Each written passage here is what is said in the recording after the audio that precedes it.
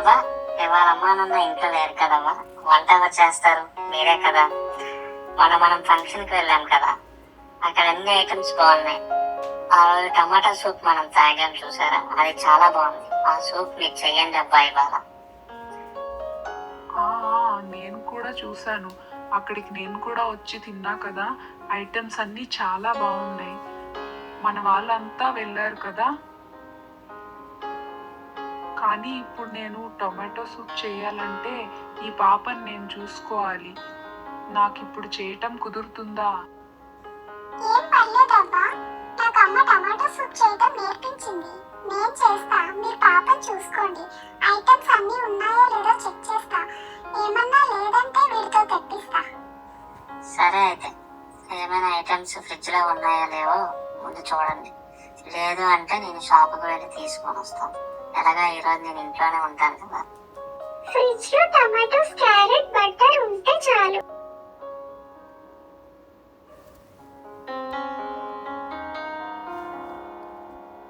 అన్నీ ఉన్నాయి.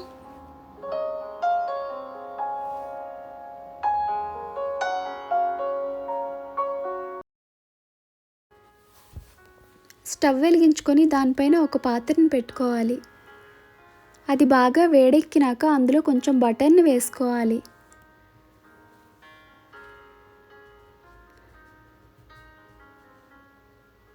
బటర్ బాగా వేడెక్కినాక బిర్యానీ ఆకు, లవంగాలు, మిరియాలు, కట్ చేసి పెట్టుకున్న గార్లిక్, ఆనియన్, క్యారెట్ని కూడా యాడ్ చేసుకోవాలి.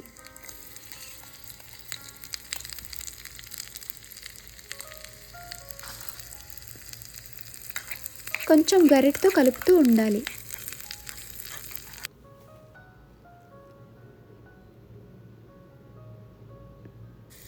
తర్వాత సన్నగా తరిగిన టమాటా ముక్కల్ని వేసుకొని బాగా బాయిల్ చేసుకోవాలి. సరిపడేంత ఉప్పు వేసుకోవాలి. మిక్స్డ్ హర్బ్స్ ఉంటే అది యాడ్ చేసుకుంటే మంచి సువాసన వస్తుంది. తర్వాత కొంచెం వాటర్ని యాడ్ చేసుకొని బాగా బాయిల్ చేసి దాన్ని పక్కన పెట్టుకొని చల్లారినాక మిక్సీ చేసుకోవాలి.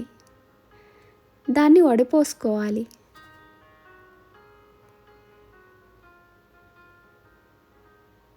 ఇప్పుడు ఆ టమాటా జ్యూస్ని మళ్ళీ వేడి చేసుకోవాలి. బాయిల్ అవుతున్నప్పుడు థిక్నెస్ కోసం కార్న్ఫ్లోర్లో వాటర్ యాడ్ చేసుకొని వేసుకోవాలి. బ్రెడ్ ముక్కల్ని కాల్చుకొని సూప్లో వేసుకోవాలి. సూప్ రెడీ అయింది కదా, అందరం కూర్చొని తిందాం రండి. సూప్ తాగుదాం, మేము కూడా వెయిట్ చేస్తున్నాం. ప్రియా, నువ్వు ఈ పాపని ఎత్తుకో. సూప్ భలే సువాసన వస్తుంది. నాకెందుకో మంచి టేస్టీగా ఉంటుందని అనిపిస్తుంది.